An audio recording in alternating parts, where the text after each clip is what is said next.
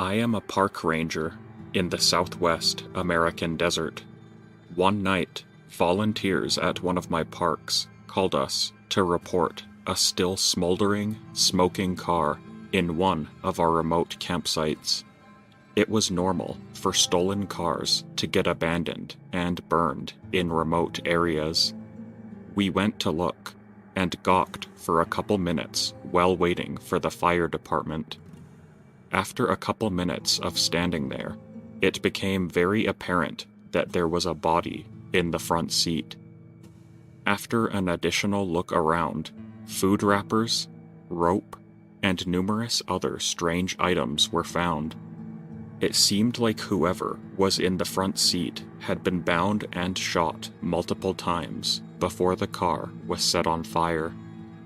Police came and cleaned it up, but they didn't find any answers beyond the obvious. We now refer to that section of the park as the haunted site.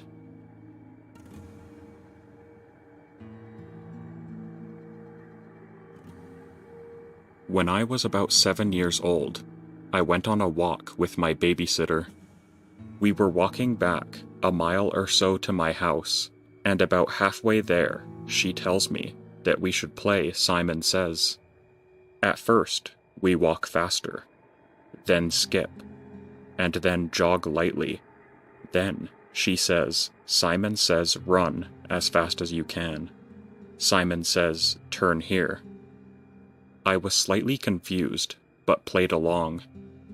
As we turned down the driveway, I looked back and saw two guys chasing after us, one with a bat and the other with a knife. We ran up to a house, and thankfully, some old people living there let us in. At the time, I didn't grasp how messed up it was that we were being chased, and I still have no clue why we were.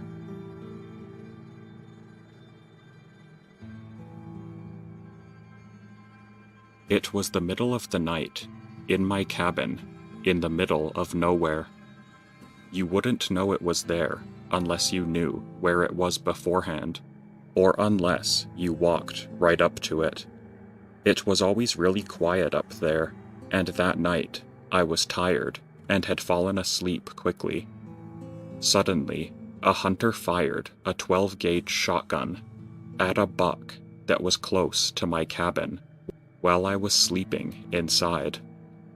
They didn't know my cabin was even there because the roof was shallow, it was dark, and the roof and walls blended in to the surrounding vegetation. They were aiming for its lungs and aimed too low, and the rest of the spray went over the ridge and into my cabin. 4 shotgun pellets landed in the wall just above my chest. If I had been sitting upright or standing, the buckshot would have gone into my head or chest. They were really apologetic, and I knew both of them, so a few days later, they generously gave me the back straps and a few other good pieces.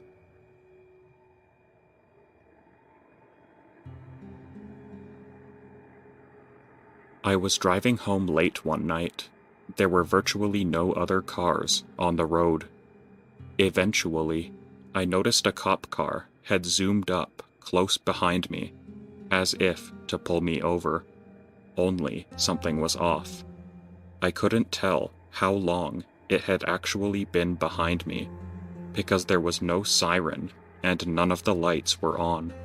No little police laptop, not even the headlights. In any event, realizing a cop was riding my tail, I pulled over regardless. I was an 18 or 19-year-old black kid who had just moved from the inner city, so my instinct was to comply. But looking back, I definitely should have kept driving. Anyway, the patrol car pulled in behind me. But whoever was in the patrol car didn't get out, didn't turn on the lights, and didn't turn on the siren. The only illumination was a few of those sickly yellow street lamps a block or so away, and with no passing cars, I couldn't see into the patrol car, so all I could see was a hardly discernible silhouette in the driver's seat. I sat there for a while. I don't remember how long, but it had to have been around 5 minutes of near total silence. I remember just being puzzled at first, and even swore under my breath a few times. But I just sat there, staring into the dark patrol car through my rearview mirror. And then my brain began to turn over. There was a creeping feeling that I was in danger, and it clicked that I was either being pranked or I was about to be subject to something much worse. Finally, I calmly started my engine and pulled away. The patrol car did not follow.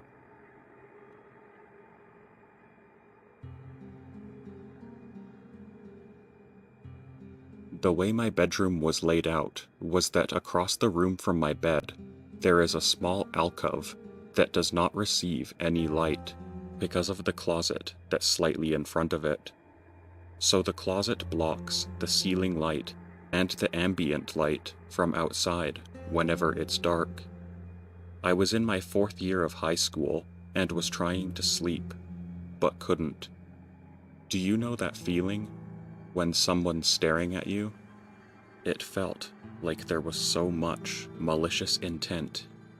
I opened my eyes, and my gaze was drawn to that dark corner of the room, where I saw a hazy, darker outline in it. I got goosebumps, but I tried to convince myself that there was nothing there. I'm just imagining things. I closed my eyes again, trying to force myself to get to sleep, but I can't shake that evil feeling stare. I opened my eyes again, and that shadow was looming right beside my bed, bent over me, staring right down at me. All my inner senses went ballistic, and I threw my pillow and blanket over my head and cried myself to sleep.